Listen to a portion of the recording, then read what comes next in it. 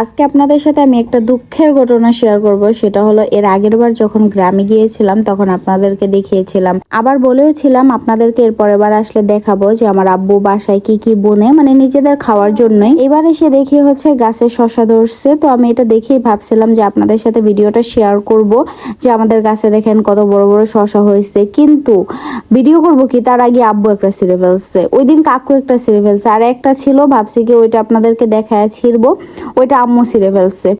এই যে দেখেন এটা কিন্তু আমাদের শশা গাছ, এই শশা থেকে শশা গাছ থেকে আমরা শশা ওইটা আমার পোলা প্রেম পাইছে ঝুলতাছে।